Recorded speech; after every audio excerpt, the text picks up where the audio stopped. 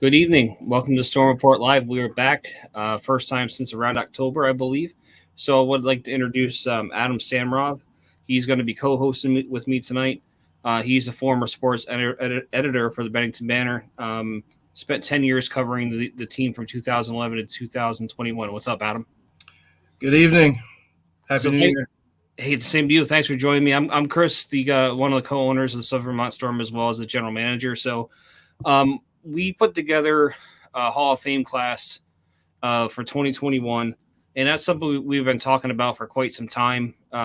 We really started to talk about it like 2020 on our 15-year anniversary. Never really got anything really officially put together. So, given that we've been around 17 years now, we felt it was important to start kind of looking back at all the players that have come through here over the years.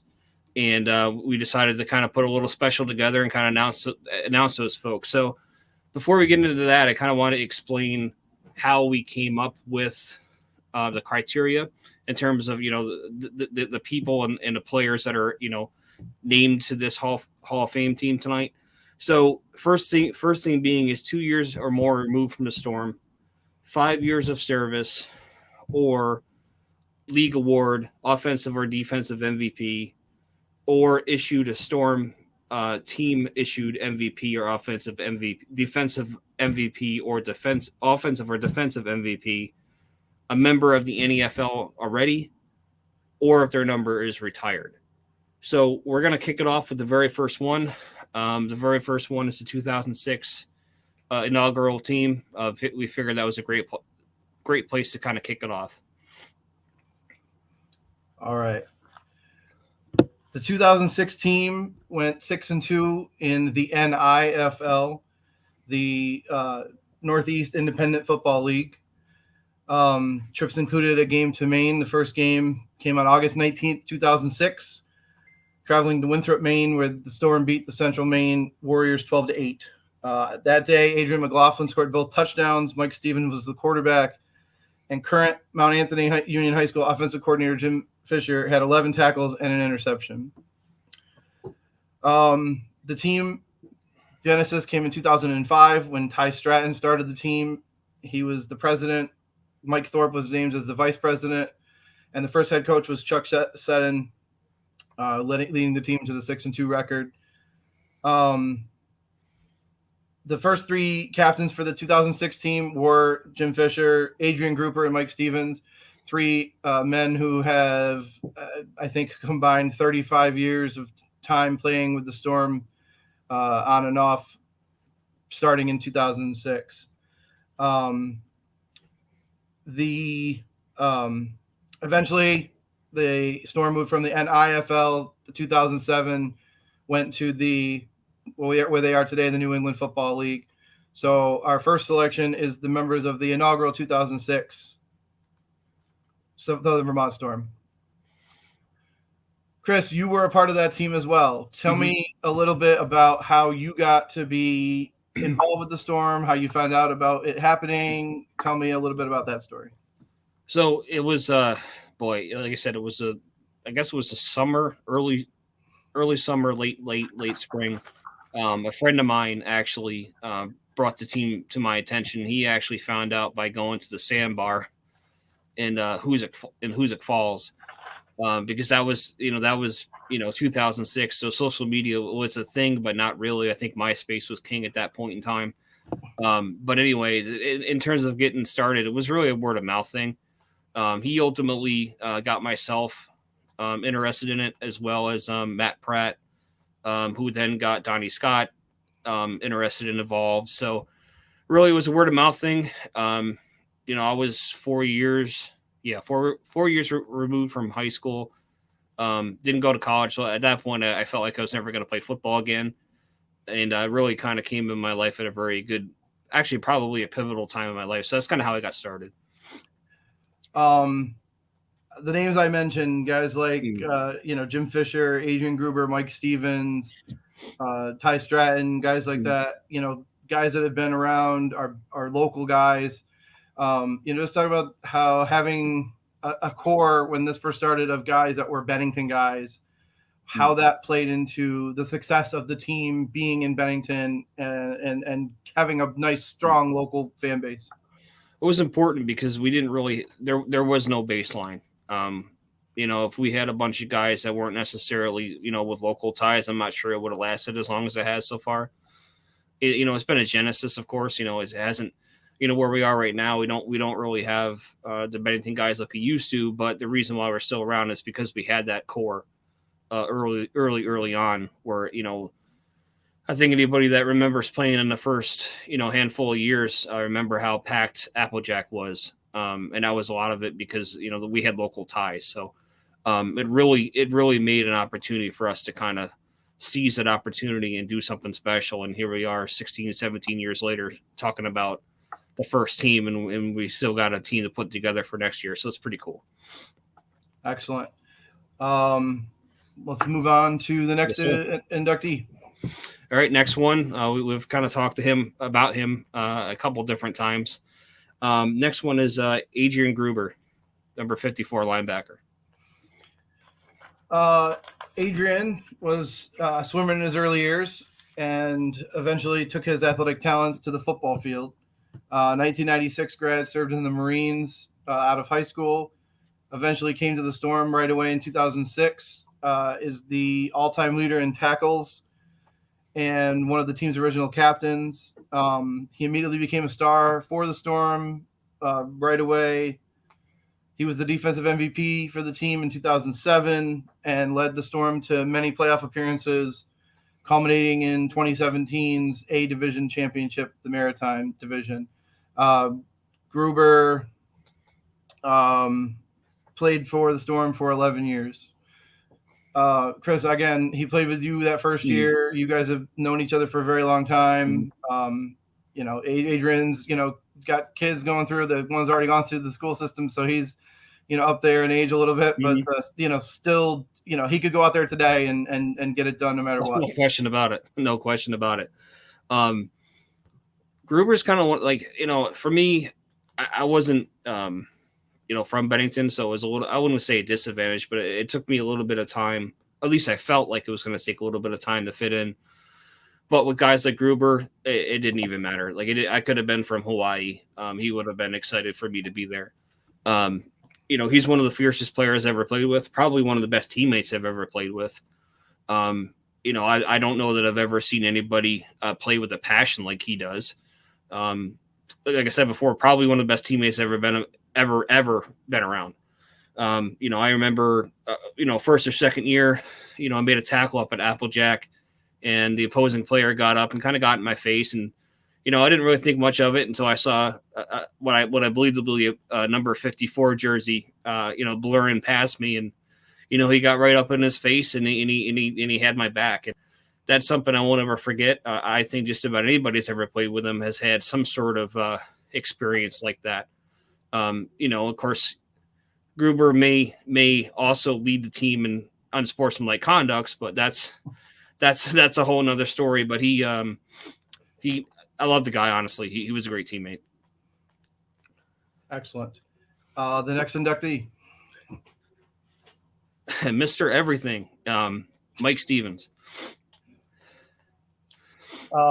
Stevens played quarterback and defensive back and wide receiver, and I'm pretty sure you kick return, punt return. If the ball was around, Mike was about part of it. Played for also 11 years, 2006 to 17. Was an all-star in the first year, one of the first captains. Came back, every year fresh. Then when I was doing my research for this, 2007 there was a quarterback competition and he got it. And in 2008 there was a quarterback competition and he didn't get it. And he was just like, okay, I'll play defensive back. I'll play receiver. I don't care. I want to be a part of this team. He might have some records as well. The records aren't as well kept as they probably should be. Yeah. But just based on his longevity, I played with him in 2012, the year I played as well. He's somebody that, guys look up to. He's got a great demeanor. Definitely Mike Stevens definitely deserving of this. Give me one of your memories of playing with Mike. like I said before, Mike was really really versatile. I mean, going back to 2006, Mike wasn't a quarterback then either. But you know what? Mike went and played defensive end. Mike went and played corner. Didn't matter what Mike did; he was successful. I think most folks probably remember him being quarterback the most. But if you played in a defense with him, you would always remember him to be a defensive end, which is for some probably hard to believe. But he was really really good as a defensive end. Not to take away from his quarterbacking ability, but his versatility was very very important. Would you say that versatility helped the team more than not, especially that first year when it's like, okay, we have a new group of guys here. Mm-hmm. We want bodies, and we know we want the best athletes in those places. Oh, it was wildly important because, of course we had practices, but until the real bullets start flying, you don't really know what you have. So you never know who's going to be ultimately end up missing a game or ultimately being injured or ultimately not getting the job done. But you can count on Mike. Mike was always somebody who gets the job done no matter what. So, yeah, he wasn't one of those guys. Certainly early on that you could really, paint with a broad brush. He was going to be everywhere. I completely agree. Our next inductee, please. John Cross. John, 2000 graduate of Cambridge Central School, played football for a little bit in school, and then moved on. Joined the Storm in, I believe, 2007. I don't think he was there for the first year. That's correct. Yep. But he was on the team, off the team. Knee injuries wouldn't stop him. So I think I want to say he played for 10 years. Yep, that sounds about right. He propelled the Storm rushing attack that always was ranked high up in the division. I mean, that was the bread and butter for the team. And John at left guard, left tackle, right guard, right tackle. I think he played every matter. Plug him in. Except center, maybe. But he may have even done that, too, in some of those years. Leading guys like Mike Woodson and Dennis Malhot and, all these guys that people in Bennington and around, the area know as star running backs for the Storm. One of the best and longest lasting offensive linemen, John excelled in similar ways to Hall of Fame linemen Bruce Matthews and Anthony Munoz. Mm-hmm. If you're not noticed, you're doing it right. And John was somebody who was super understated, not super vocal guy, made his actions spoke much louder than the words. Mm-hmm. He helped many younger linemen make their way for Southern Vermont, including myself. He helped me in the year I played, become the best athlete I had ever been at that point in my life. John definitely helped that. And he was a 2007 NEFL All-Star, so he's got that obviously as well. I think he was All-Star a couple other years as well. Mm-hmm. And right now he's the head coach for the Mount Anthony Union Middle School 7th and 8th grade team. So he's taking all of that knowledge that he has bestowed over the years for Storm and putting it into the younger levels for the high school. Mm-hmm. So big things are happening down there as well with John at the helm.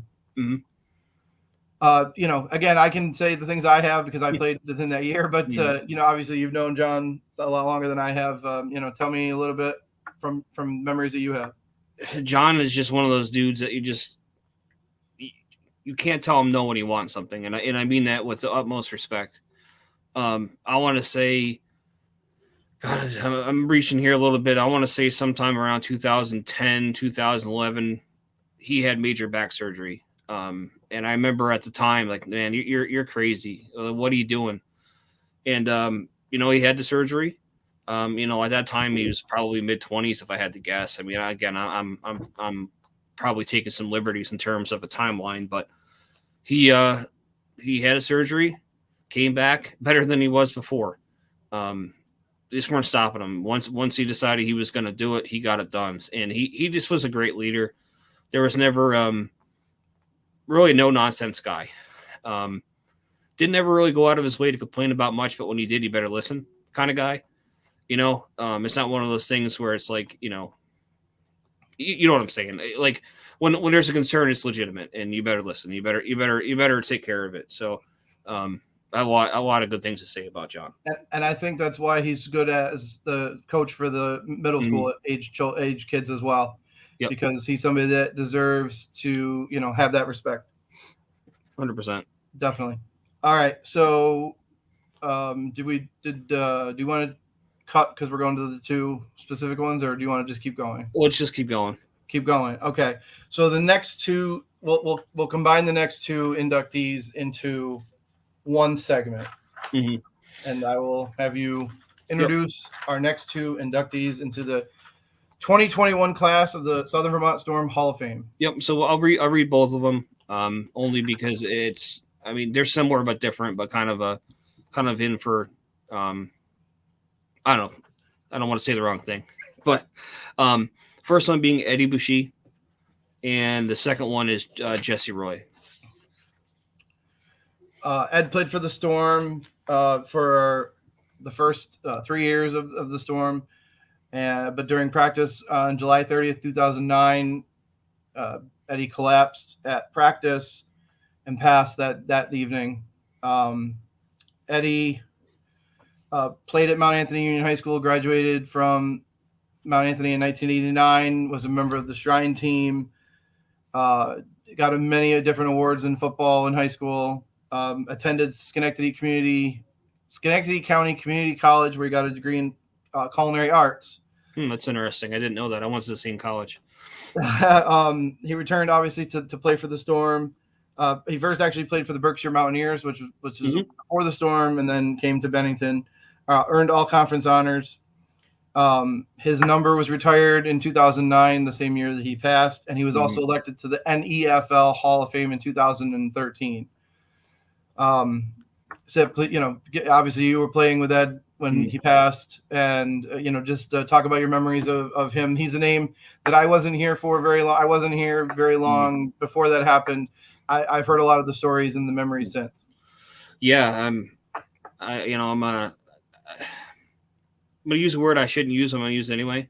He was a brick shit house. That's the best way of saying it. But he wasn't one of those guys that would kind of tell you about it. He just kind of saw it, and he kind of went out and proved it every single time. He is about as hardworking as I can ever remember. As they say, during games, a lot of times he'll be like, you always got to know where so and so is. That was Eddie all the time. You better know where he was at practice, because not that he was going to go out there and hurt you, but he was going to make sure that we got a good practice in, to put it to you that way. He never took a play off. Didn't matter if it was practice or a game, but he always did it to make you better. He always went 190%. That's just who Eddie was.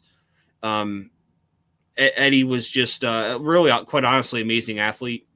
I can remember a time that, God, this is going way back. He might have even stumbled on this article, Adam. I'm not sure, but I think we beat the Mud Dogs like 73-0 or something at Spinelli. And that's just one of those games where you could be sitting on the bench and you hear pads and helmets cracking.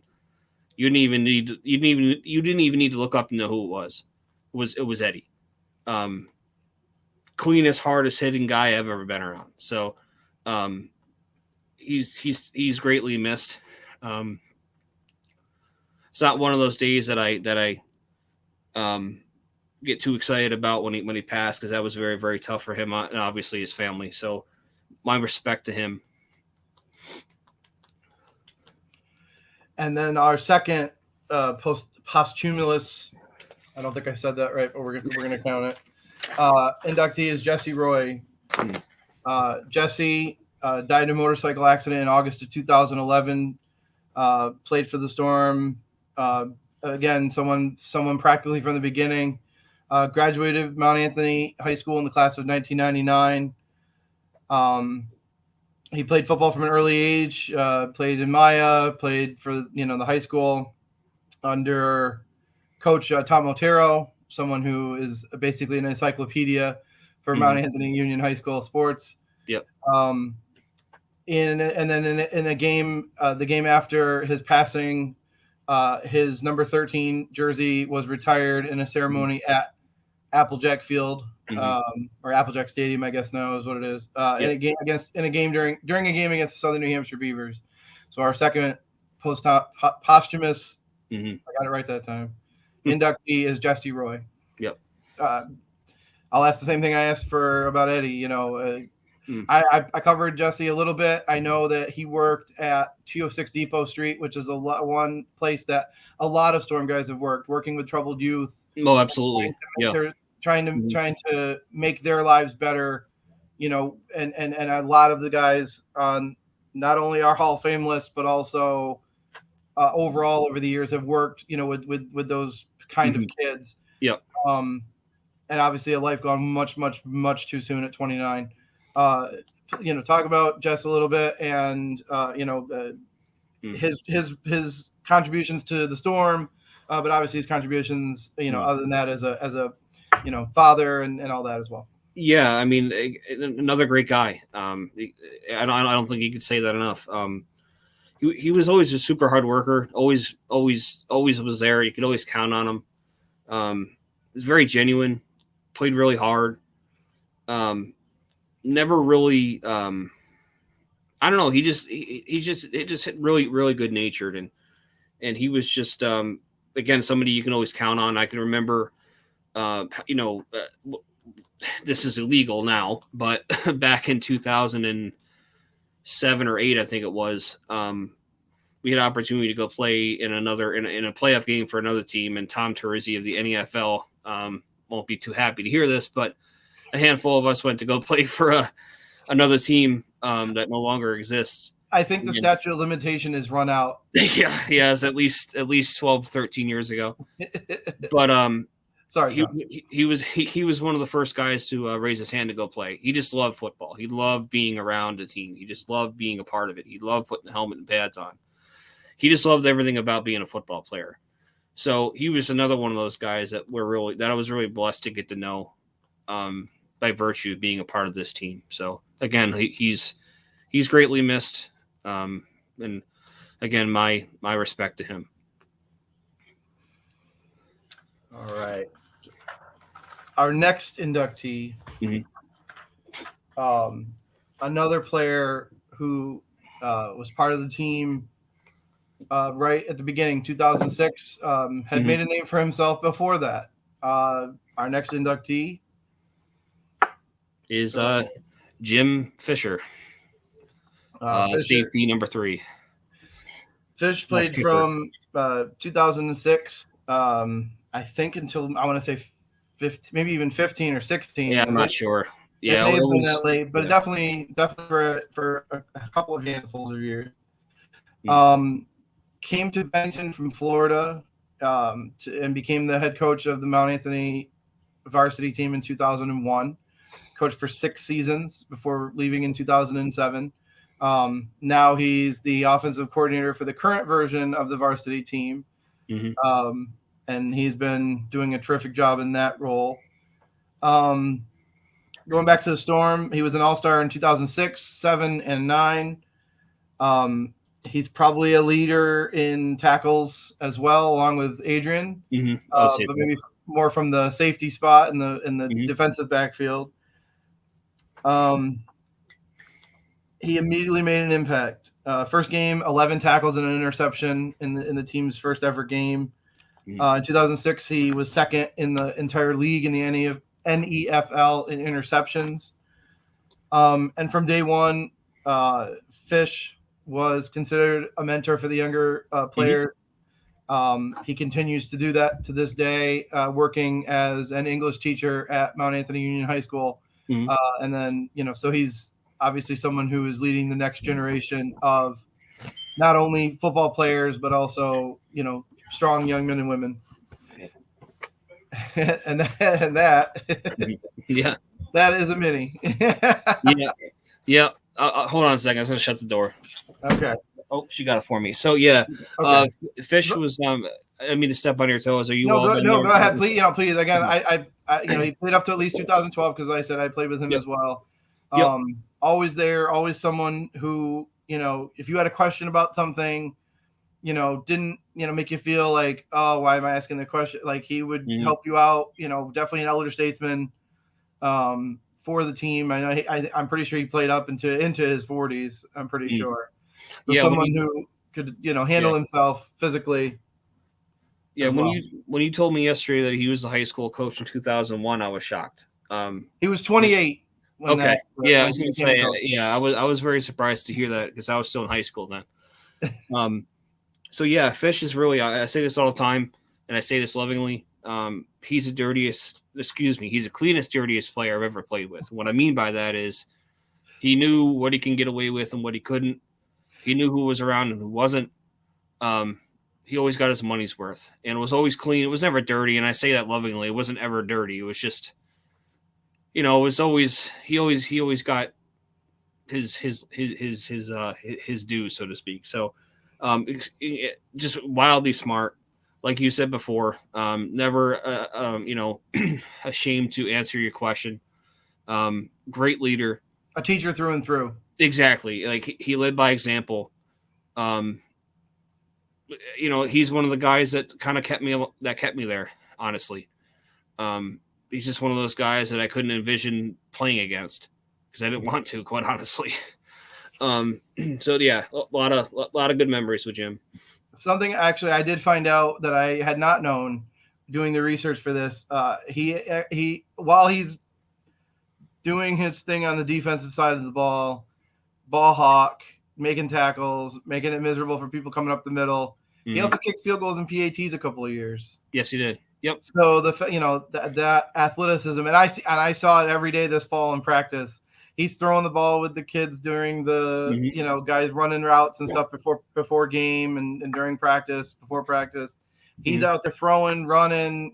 He's doing it all.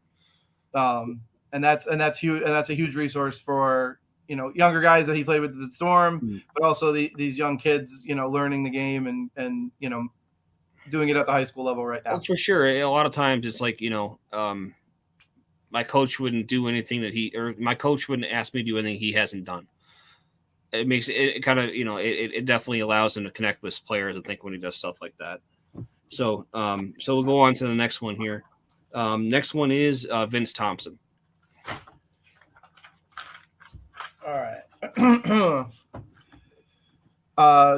Vince Thompson played from 2007 to 2014.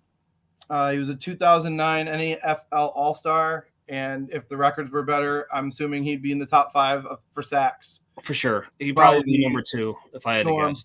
Yep. One game he had against the Vermont Ravens, he had 8 sacks, and I'm pretty sure I was there covering that. Yeah. He was a monster.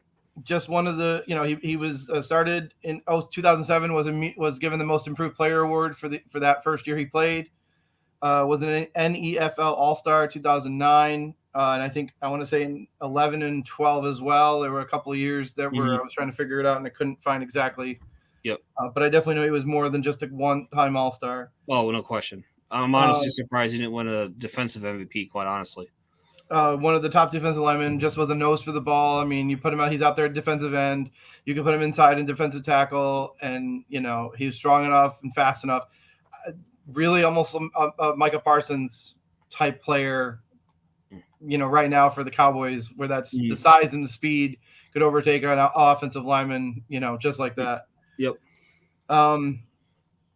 He helped the Storm, obviously, to a handful of deep playoff runs, semifinals, finals appearances over the years. And, as someone who played with him in 2012, I don't think Vince ever met a collision he didn't like. Yeah.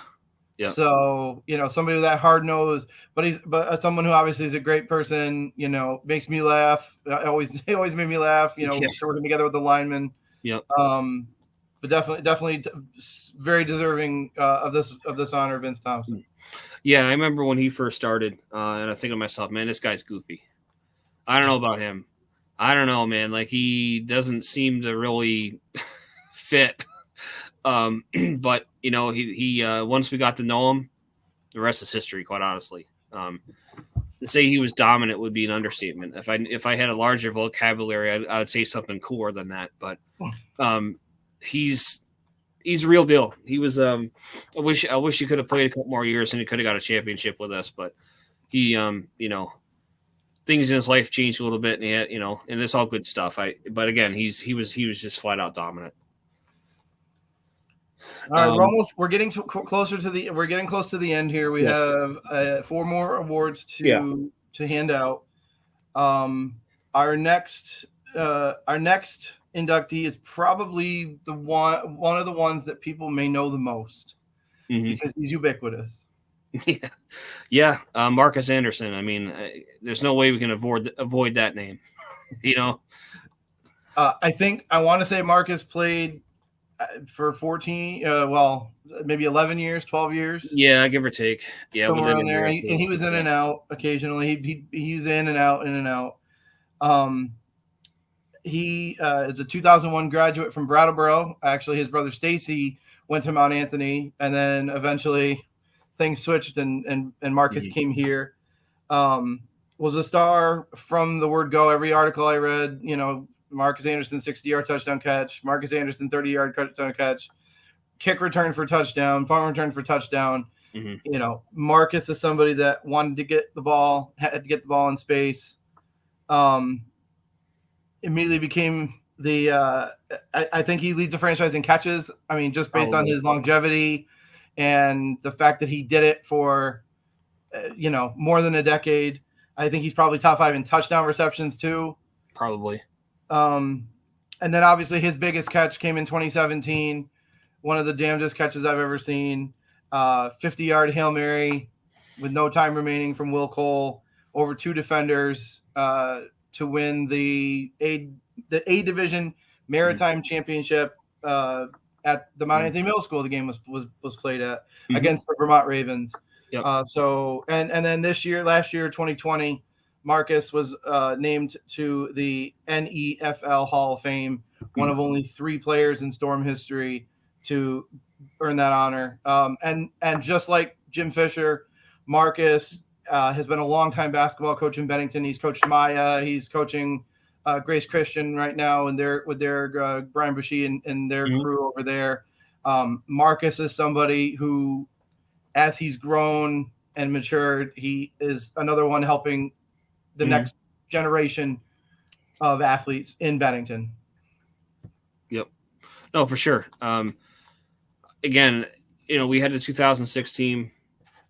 We were in 2006. We were quite honestly a hard nose.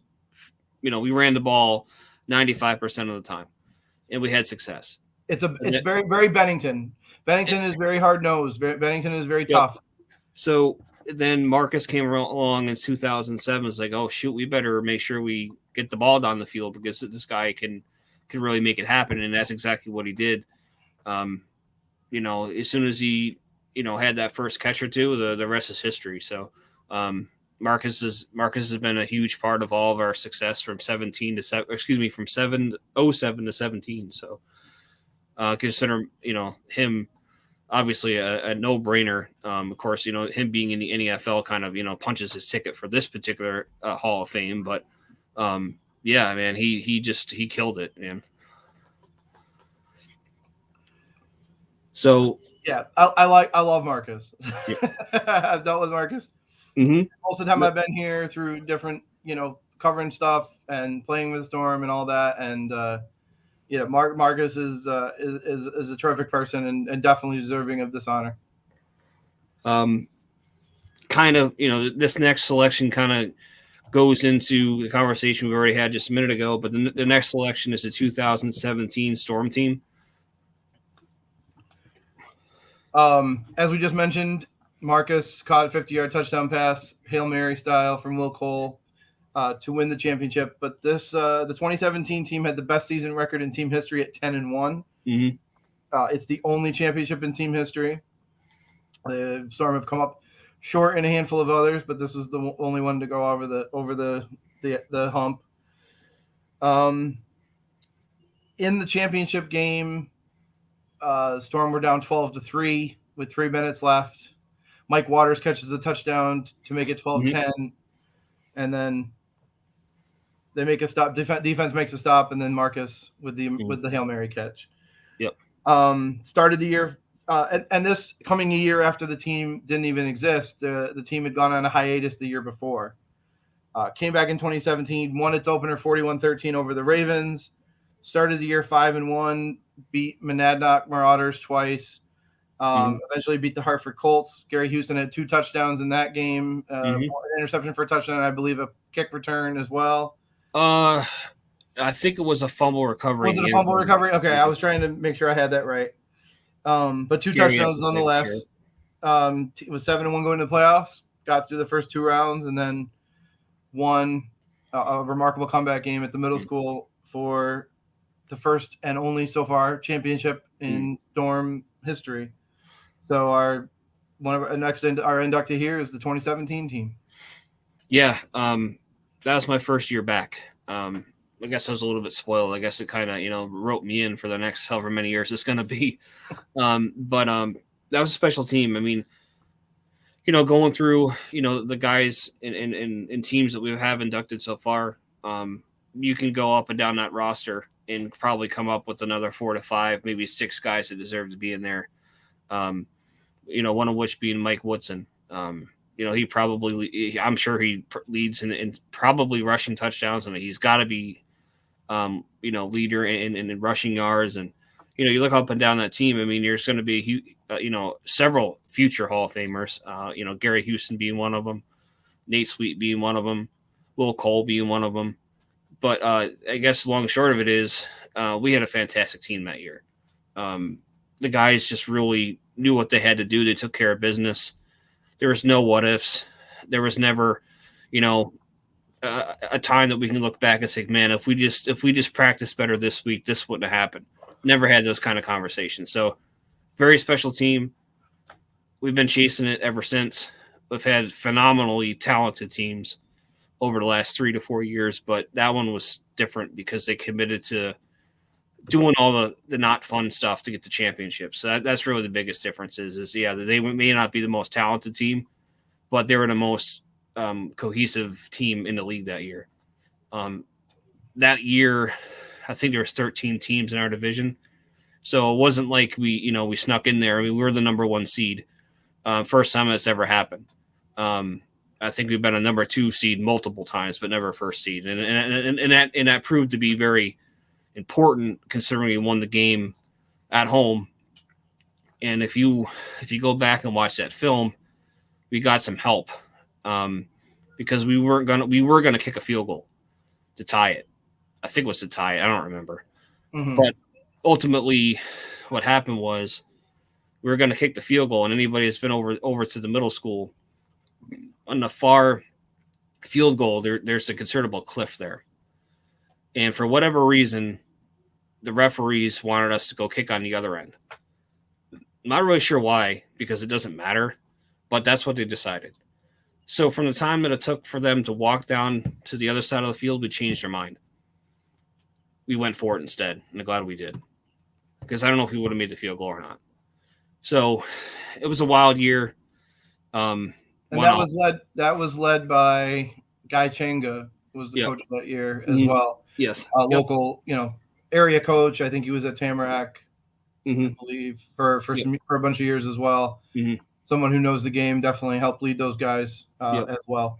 Mm-hmm. We have 2 inductees left. The second to last one, I am going to actually leave to you. Yeah, of course.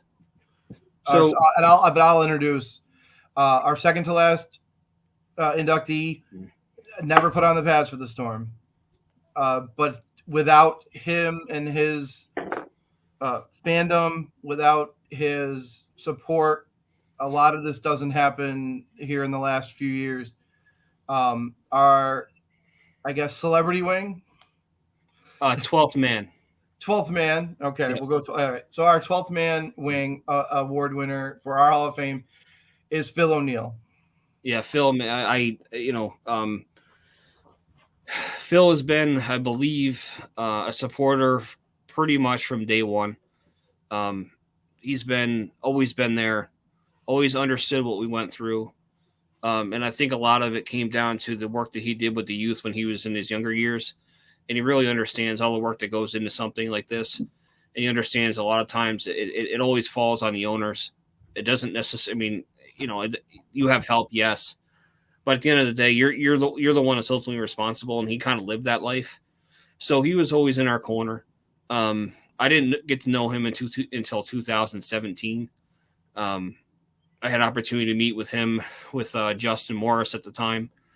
And, it was a little bit intimidating. I didn't know him very very well, but as time went on, I was able to meet with him with Pat a handful of times, and through the last couple years, I think we got to a point where I feel as though we're actually, I guess you could say friends. I don't know if he felt the same way or not, but I know I did. But Phil kind of filled the void. Phil allowed us to continue. Phil really led the charge for us to be at Willow Park. Anything and everything that we have over there at Willow Park is at the hands of Phil O'Neill and his family. So we owe him more than I can articulate. He's kept the lights on for the last several years because I guess to pull the curtain back here a little bit is it's not cheap to run this team. There's a lot of expenses that go into it, and having his support to allow us to continue and grow as much as we have over the last 4 years, we can't thank him enough. He did pass this past March. So, I kind of wish that we did something a little bit sooner, but to put something like this together and omit him would be a disgrace. So we thank him and his family for everything he's done and everything he's going to continue to do.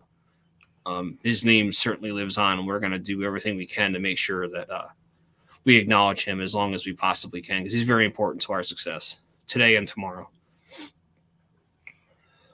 Excellent. Yeah, I being around the local scene, you need support for whatever the cause, whether it's athletics, academics, anything. You need that support.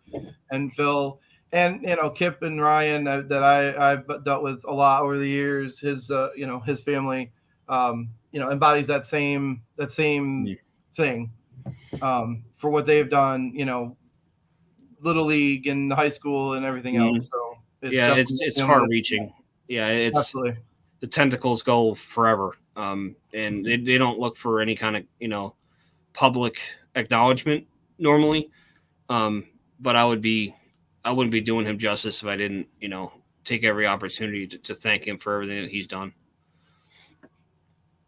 Absolutely. And now, last and definitely not least, our final inductee into the 2021 Southern Vermont Storm Hall of Fame. The Godfather, Ty Stratton. Ty bought the team in 2005. Got dozens of local players for the inaugural 2006 season, as we've talked about many of them now.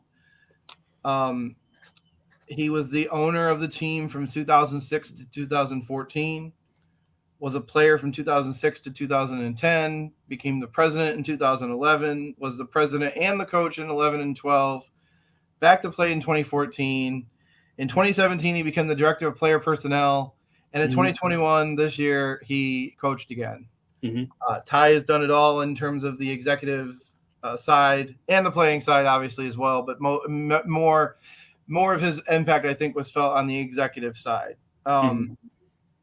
He's a 96 Mount Anthony Union High School graduate playing football and wrestling for the Patriots. Following his high school career, he played obviously started the Storm, played defensive back through all the early years, was an all-star. He was named executive of the year for the NEFL in 2008. He was elected to the NEFL Hall of Fame in 2017 as well, one of only 3 people in Storm history to earn that honor. The Storm has also received many executive awards from the NEFL. There's a list that you post every so often that's too numerous. Coaching staff of the year, he was a part of that for years. Executive of the year, organization of the year, and Ty was a big part of every single piece of that puzzle. I've coached with him this year with the football team as well. He's a tremendous person. He just actually at 40 something years old, just got his certificate for athletic training or that kind of stuff. Personal trainer, I think it is. Personal training. I mean, he runs circles around me. I'll say that. Yeah. And him and obviously him and his family. I coached Tatum this year. Got to know Kendra a little bit, his wife, and they have their daughter as well. As Emmy, I can't remember exactly. Sorry. Yes, I think so. Yeah, Um, I don't know why I can't remember, but I think you're correct. but a great family man, a great business guy when it comes to the Storm, and we're all here because of Ty in 2005 deciding that Bennington needed a football team. Mm-hmm. Yeah, Mike, my hat's obviously you have off. memories as well. Yeah, my hat's off to him, man. Initially, well, I'll put it to you this way. So 2006 obviously was the first year of the team. I would say 95, maybe 98% of the team has never played at this level before. Never really knew what to expect. So, of course, we hit the road, for our first game. I don't know. I think you told me yesterday that our second week was our first home game, I think. I don't remember. Yep. Yeah. The first game was in Maine, a 4.5 hour trip. Yep. Yeah. And then the second game was against the Western Mass Fury Yep. At home. Yeah. So, but you quickly realized, when we played a home game versus when we played a road game, you kind of knew that this is something special. Meaning, like, we had certain things. Like, it wasn't the first year, but the second year, I had a National Guard sponsor, which means that there's a rock climbing wall, and so in terms of game day experience, it was unmatched. His community involvement was unmatched, and he really kind of set a pretty good example for what we're trying to do. So we're not, we're trying to, of course, do our own thing, but we're also trying to kind of carry on his legacy. And I think we've done a pretty good job of that. But the only reason why we do what we do is because he set the precedent. So I think anybody that's been a part of this team or gotten to know him over the years are thankful that he took a chance to put all his effort into it. Because I know there was a time that we weren't sure this team was going to continue. I think it's happened a couple times.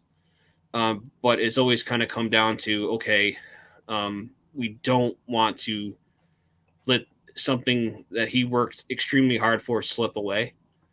So that's kind of why we always kind of reset a little bit and kind of really said, okay, well, we got to do this. And the reason is level of respect that we have for him and the level of respect that the community has for him as well. So, much respect to him. He's a great owner. When I played, I didn't really understand what he did. Now that I'm an owner, I really appreciated what he did. Didn't at the time necessarily, but once you're in his shoes, it's no doubter he's a Hall of Famer. So I'm pretty happy that we've had this team around long enough to do something like this. The hard part of it is. And I actually did some research, and in the 15 years of this team, minus 2016, because obviously there was no team that year, the Storm are 91-52 since the beginning of the team in 2006. So you guys are closing in on 100 franchise wins, which I'm sure that the Vermont Ravens or any other NFL team would kill to have those numbers. Yeah, that seems about right. I would have thought we would have been a little bit closer to 100, but having a good season next year might put us there. Yeah. But I guess to kind of wrap this up just a little bit, congratulations on the 12 names / teams that were announced tonight. There's another 20, 25, 30 guys and ladies, that deserve consideration. So this first year was kind of a group effort to kind of come up with the first class. So we're going to be doing this every year from now until whenever. And what we'd like to do is this isn't, the first year was just kind of kick it off. So we're looking for nominations for the 2022 class. I mentioned a few names earlier. Brandon White would be a great, addition to the Hall. Bill Hay. Bill Hay, Dennis Melhott, Sean Morrison, Mike Woodson. The list goes on and on. So, I'm sure there's some folks out there that kind of probably felt that maybe they should be included in it, but this is just the first wave. There's a lot of people that deserve to be in it. So looking forward to seeing where this goes in the future. So I thank everybody for taking the time to watch this tonight. And yeah, thanks again. I was glad to be a part of it. Excellent. Well, everybody have a safe and happy new year. And let's see if we can't hit 100 wins in 2022. The list of all-stars with some bios eventually will be up on the southernvermontstorm.com website as well. So, excellent. Yeah, we'll get those player bios done too. So they'll be on the website. I'll get the names in tonight, but as far as the bios, they might take a day or two to get up there. But again, thank you everybody, and have a safe 2022.